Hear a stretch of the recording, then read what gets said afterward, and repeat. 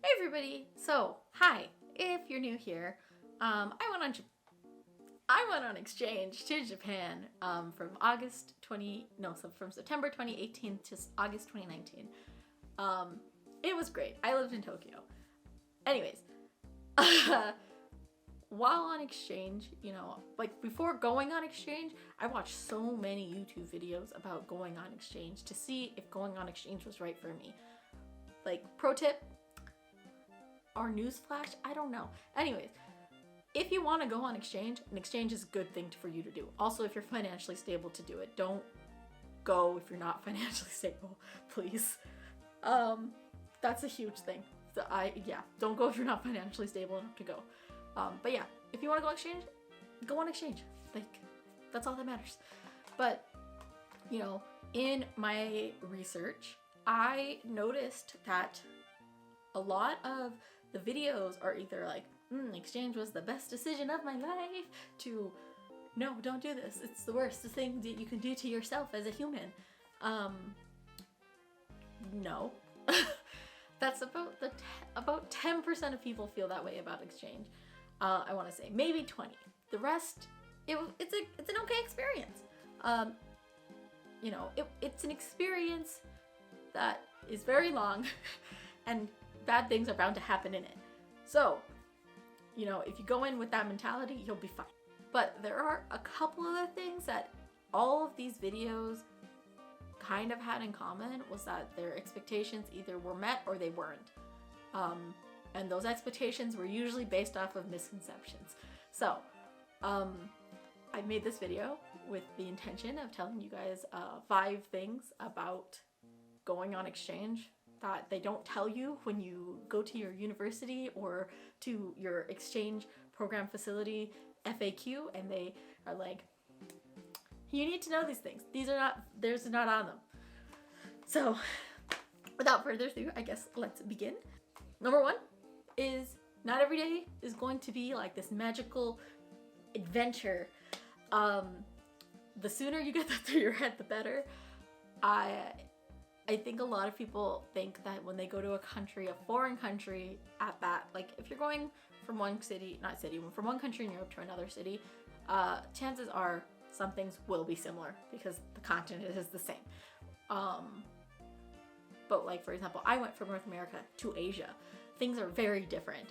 And there's a misconception when people do that things are going to be magical and it's going to be an adventure every time and all that. And I get that there is this misconception because people who make YouTube videos portray it as that they're always going on these adventures and everything, but no, it's not how that works.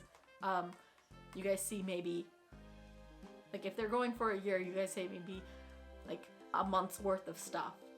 Unless they daily vlog, then every day's an adventure for them because they've chosen to daily vlog. So, but yeah, like commonly, there's this understanding that you're gonna spend so much time going on adventures and trips and stuff, but no, you might go on adventures and trips. Like I'm not saying that won't happen, but you're going to the school to study. You're gonna spend a lot of your time studying.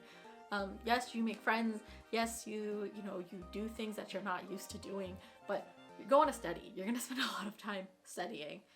So yeah, the sooner that you realize that and that you don't make this like this unattainable dream of doing something like completely crazy every single day, like like going to the nearest like shrine is an adventure, but like these crazy like grandiose adventures not gonna happen every day unless you're rich. Then whatever, power to you, do whatever you want, but maybe you don't even need to go on exchange to go to Japan for a year. So yeah. Number 2, not everything is gonna go your way. I think that it kind of goes hand in hand with number 1, but I think there's a common misconception that everything will go smoothly for you because it does for other people.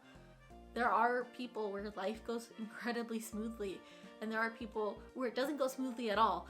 And then there's people like me where it's about a 50-50. More like 60-40. 40 being the times it goes smoothly. Anyways, like things went wrong for me almost immediately. Like on my first day there, Right before I was going through customs, my phone died, and I had an attendant with me because I have epilepsy and it's better to be safe than sorry. So he was really nice and he was really polite and kind, and he was trying to help make this process easier for me. He did almost everything for me. He was really nice. But he, like, he helped me find an outlet so that I could charge my phone because my phone died and I couldn't tell my friends where I was because they were coming to get me and it was time, right? So then finally I charged my phone. I'm like, hey, I'm over here. Please come get me. I feel bad for this guy because he's been waiting with me a lot longer than he should have been. So they find me and I change out of gross travel clothes and into other clothes, but it didn't matter because it was so humid that day that I was dripping sweat anyways. So there was that. And then I went to go get pocket Wi-Fi, which is a really like convenient thing in Japan. You can just have like this little thing that has data on it and you can hotspot off of it. So I went to go pick that up from the airport post office because that's where I had it ready for me. And my friend took me. We had to take a bus because Haneda Airport is huge. So we took the bus, we got there. I told my parents at that point that, like, you know, I'm with my friends and we're going to the hotel. Not hotel. We're going to the dorm. I'm getting my pocket Wi-Fi. I'll communicate with you guys like where I am when, right? I got my pocket Wi-Fi. It's charged, waiting for me. We get on the train and my phone's not connected to the Wi-Fi. And I'm like, why isn't my phone connected to the Wi-Fi? And then it turns out that the password is wrong. So I got to my dorm, right? I got a tour of the dorm. I got to my room. I put my stuff in my room. I got a router from the front desk because every room gets a router, a Wi-Fi router. I got the router, put it in my room, connected it, and then I could finally talk to my parents. And I also contacted customer support for the pocket Wi-Fi, and it turns out one of the digits was wrong. But yeah, holy crap, like they were really angry at me. So that was one like huge thing. Like from the get-go, things did not go right for me, but that didn't ruin my experience. Like having that understanding that, you know, one bad bump doesn't equal to, like, it's not like a, you know, you're traveling on a road and there's a bump, you know, it's a small bump. It's not a bump and then straight into a pit. Like, you'll be fine. Number 3. So this one is more of a, I guess, once you get there and then once you get back type of misconception. There's this misconception that, you know, you had so much fun, you have so much fun while you're there that you don't miss home. You spend a lot of time missing home. Surprisingly, like, you know, maybe not in a full-on like weeping way, but like you do. You feel a little sad and you miss your family and you call them, and your friends and you call them, and it's nice. But yeah, like you spend a lot of time, not a lot of time, but you do miss them. You're never not missing them, I feel. And then when you get back, you spend a lot of time missing the life that you created while you were there and the friends that you made, because now not only are your friends in Japan, you have friends in Spain and in North Carolina and in Idaho and in Missouri and in France and England and everywhere. You have friends everywhere, in Taiwan and oh my god, okay. Like, you have friends all over the world because they don't tell you that you're going to make friends with a lot of other foreigners because you're all shoved into the same situation together, so you bond. So they don't tell you that. So you make friends everywhere and you create a life for yourself that works for you, and you've lived it for a year, and then suddenly you have to go back to your own life and it's not the same. Like, I've only just started eating breakfast the way that I did in Japan, and I really enjoyed it because I never felt hungry, like super hungry throughout the day, because I have such a good breakfast, which I had to do while I was there. Otherwise I was starving by the end of first period. So yeah, that's my pro tip. You know, like, don't, like, you are gonna miss life and friends like crazy, and that's just a part of going on exchange, and you just gotta accept it. There's no way of moving on from it until you see them all again, which won't happen very easily, but you know, like, it's like that, and and you just gotta accept it. And if you're willing to accept, like, I don't regret my exchange. I met all these great people, and it sucks that we don't get to communicate with each other as easily as we did when we were in Japan. But yeah. Number 4. So coming back home is so hard. If you had like an okay to good experience. If you had a bad experience, you're probably happy that you're not home that you're back home. But if you had a good to okay to good experience, coming back home is probably one of the hardest things. And they don't tell you that, and it's so frustrating that they don't tell you that. I personally, I created a life that I really enjoyed. I was able to do things when I wanted to do them, and I was very independent, and it was great. And then I got home, and I had to be, a lot of my stuff was dependent on other people. I love my parents, but a lot of what I do in my day is dependent on what they want me to do. I love my dog, but she's so dang needy.